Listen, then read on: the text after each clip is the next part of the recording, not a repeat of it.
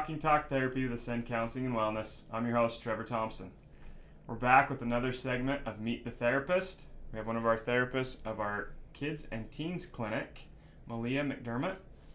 She is a licensed marriage and family therapist. So we're going to jump in. You're going to get to tell everybody all about you. Yay! So where are you from? Where'd you get your education? How long you been a therapist? That kind of thing. I am from the Seattle area, Okay. which I say that because no one knows all the towns, just like when people say they're from up north. George said he's from California, and I told him that's like a no-go to say. Way too broad. Yeah, so Seattle's accepting. Yeah. Yeah, so actually my address was Seattle until the mid-90s, and then we got to be our own city. But wow. yeah, I got to be in Seattle during grunge as a teenager in the 90s. It was awesome. Wow. That's Until great. it was not awesome to live there anymore. It was too expensive and too much traffic. But we ended up coming to St. George because my parents moved here. Okay. And when they said they were moving to St. George, I was like, I'd never heard of it. Where is that? I don't know what you're talking about. Yeah. I had to Google it and Zoom and, well, Vegas isn't that far. Okay, you're not going to be like in the middle of nowhere. Okay, like this could work. Yeah. And then we came to visit them and just fell in love with the views and the red rocks and the open feeling and no traffic. Yes, people, there's no traffic here. I know you're complaining, but seriously. It's so congested. It's not traffic. I can go 75 on my way to work and it's fine. Yeah.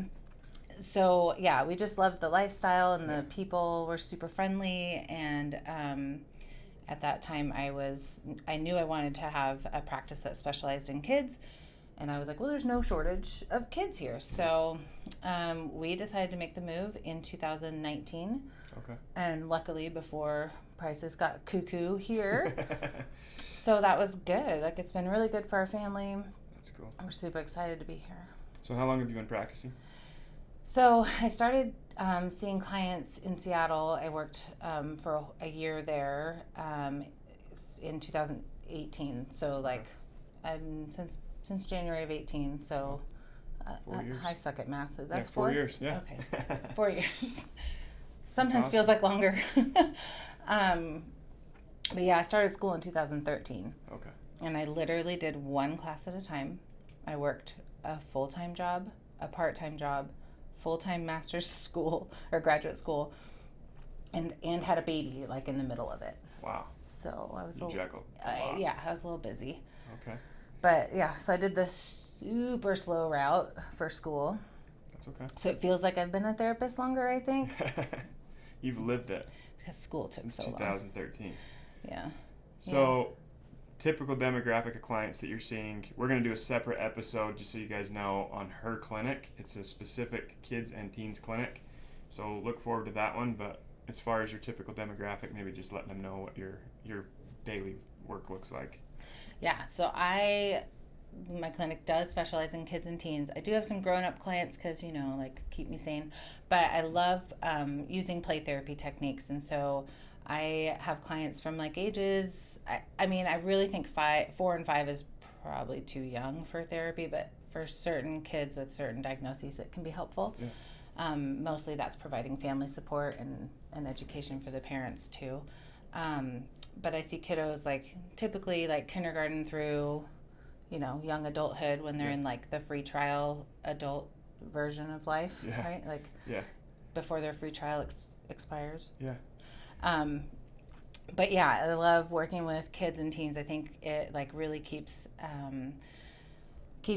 my day fresh and fun, and I never know what to expect, which I love that. Some therapists don't love that unstructuredness, but I love it because kids are so honest and real, and you don't have to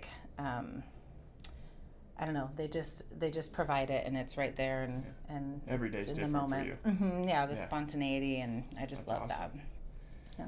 So I ask every therapist this. I don't know if you've noticed.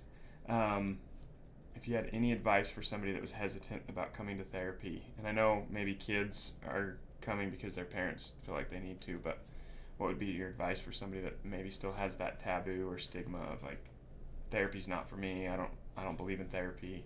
What would your advice be? My advice would be just to be brave. Like, how bad do you want to change? Yeah. Right? Are you not functioning well? And I know, like, you and Katie had talked about, and we talk about it a lot as therapists, that it's the relationship. Yeah. So it's not even necessarily what education the therapist has or what theories they have memorized or what stats they know. It's really about that relationship and building that bond with your therapist. And so if they can think of it like making a new friend, yeah. With kids, I always like that process, building that therapeutic relationship is what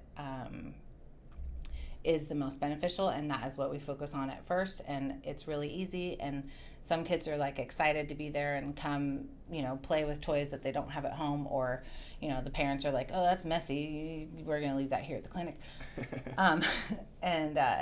And so for them, I want it to feel like a treat or a break. I want them to be able to just relax and enjoy the time. Yeah. And for teens especially, it's a third party person who's still a grown up, but like not their parent, not judging them, not affecting their Trying life. to give them rules. Right. Like, yeah. So it is a place of freedom and ability to like figure themselves out. Right. I love that. And you hit perfectly with the relationship piece. Like, I think if you were to take away all materials from our lives, we'd probably be okay, because if we had good relationships. But if you took good relationships away, it feels pretty empty. That's why, like, I think, that got proven during COVID, right? Yeah. I hated the term social distancing. I'm like, oh, these kids do not need distance. They need each other. They need socialization.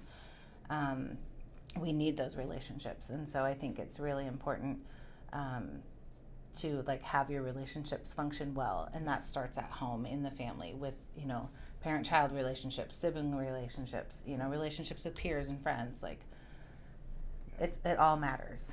Yeah. Well, awesome. I appreciate you coming on.